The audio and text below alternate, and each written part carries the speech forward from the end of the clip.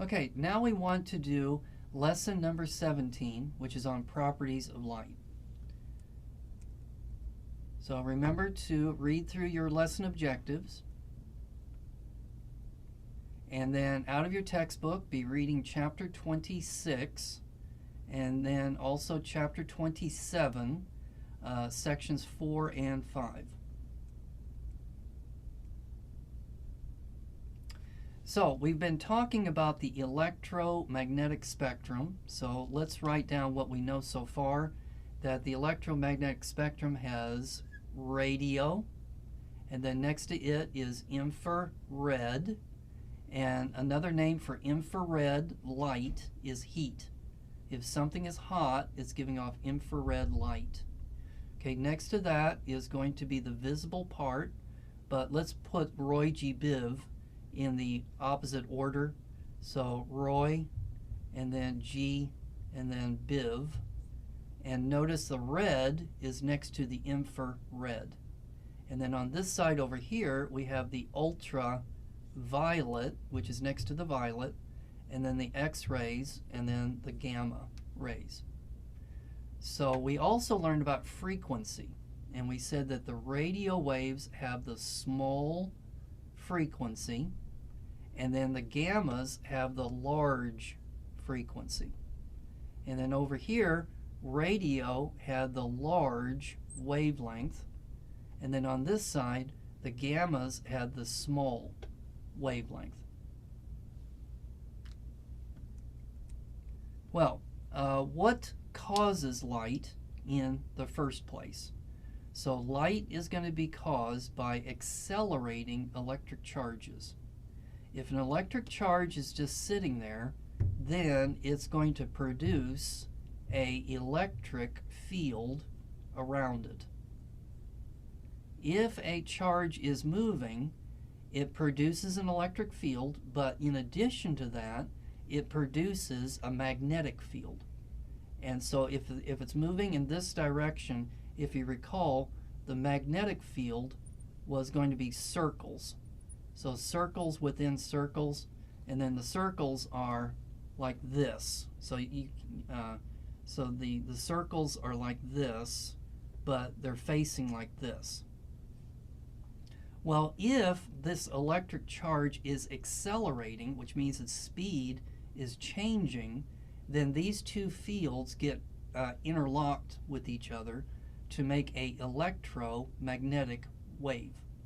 So in this picture here, it shows the electric field oscillating up and down. So the electric field sometimes is zero, sometimes the electric field is its maximum, sometimes it's a minimum. So the whole thing is moving in that direction. But it also will have a magnetic field. And so that magnetic field will be perpendicular to it. And it's going to look something like that.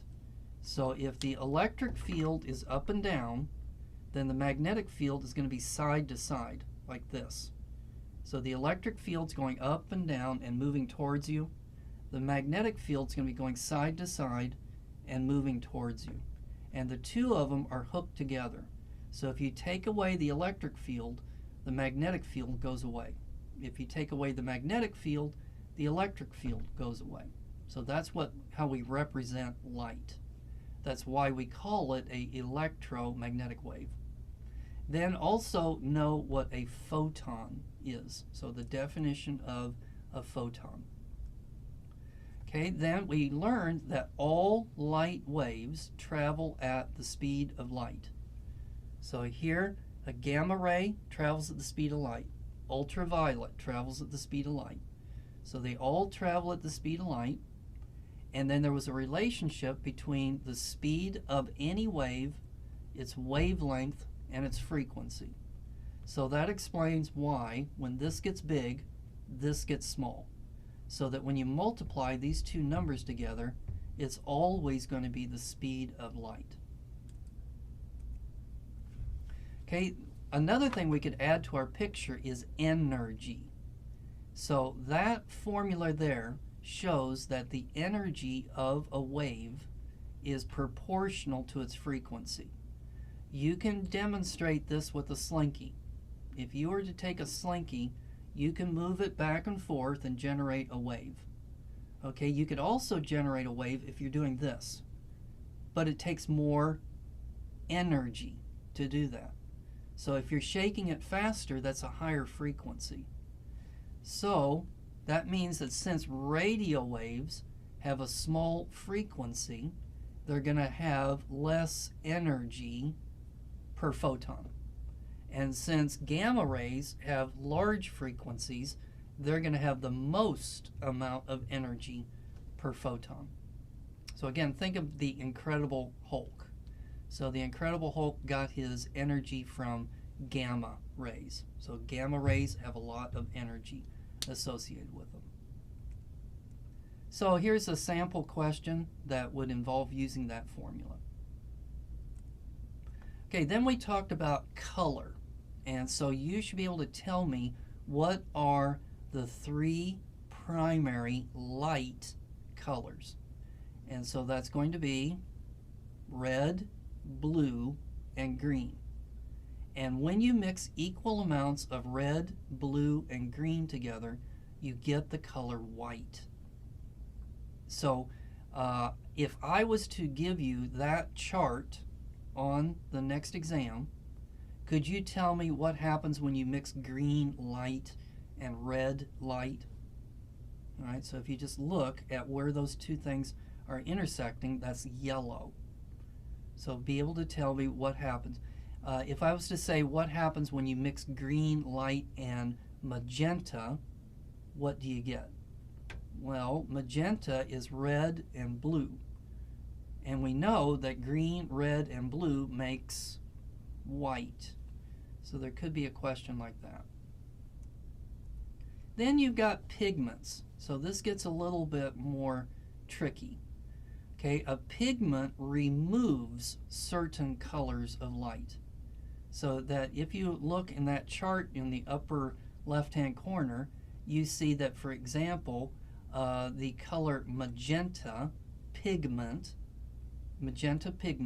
so magenta crayons, magenta paint, when white light hits it, it's going to remove the color green.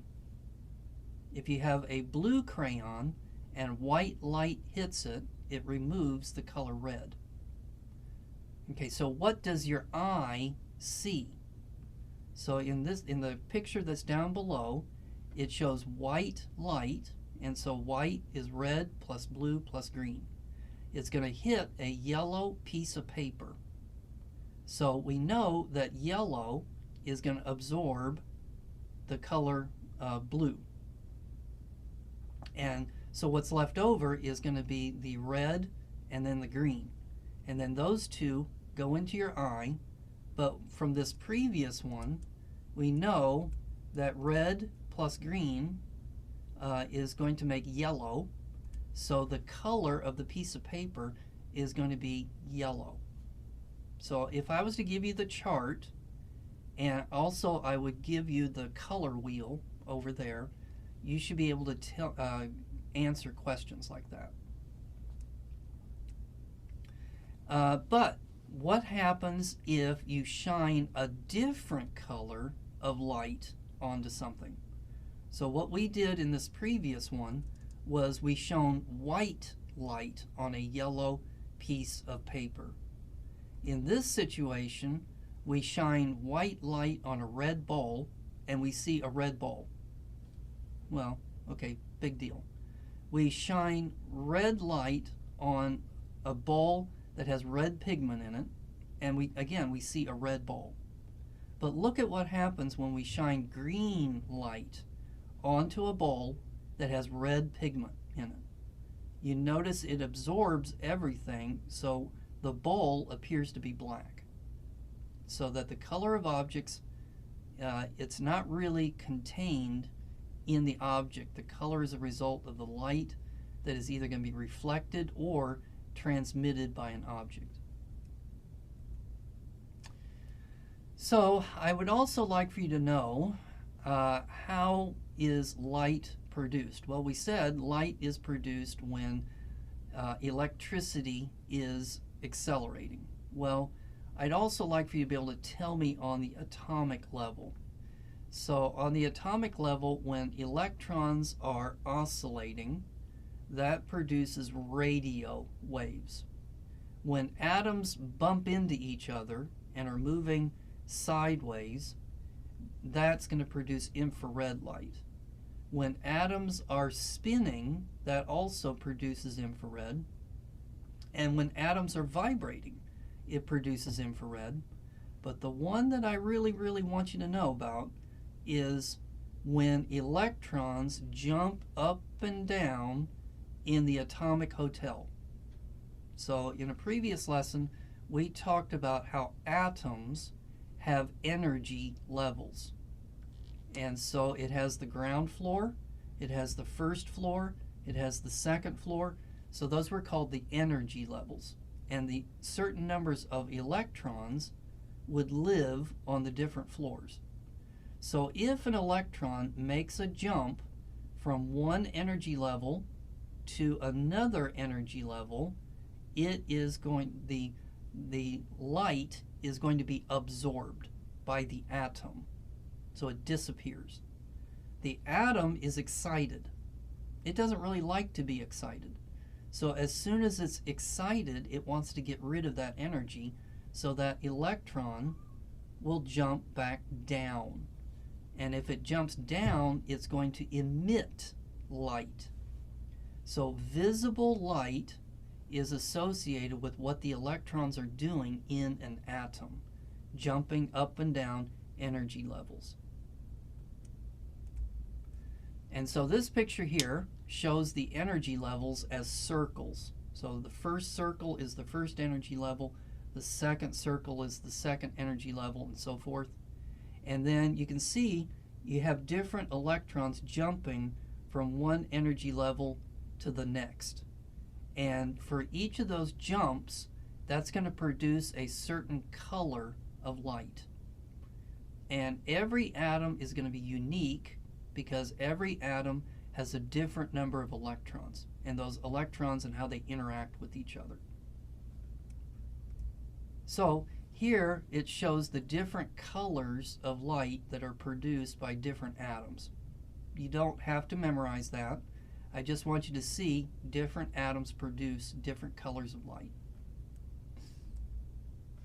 And then we've got the human eye.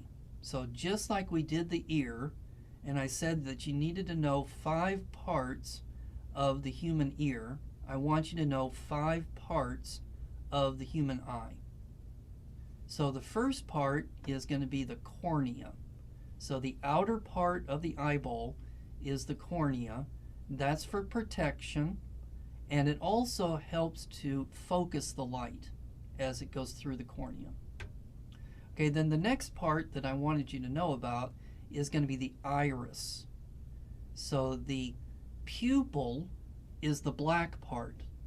So the black part in the center of your eye is where the light is going through. The iris is surrounding that hole. The iris is the colored part of your eye. The iris can get larger or it can get smaller depending on the amount of light that you want to go into your eyeball.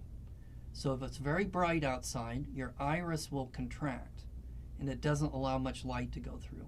If you're in a theater, then your iris is going to expand to allow a lot of light to go through. So where does the light go? Okay, so after it goes through the iris, it's then going to go through the lens. So the lens is for focusing.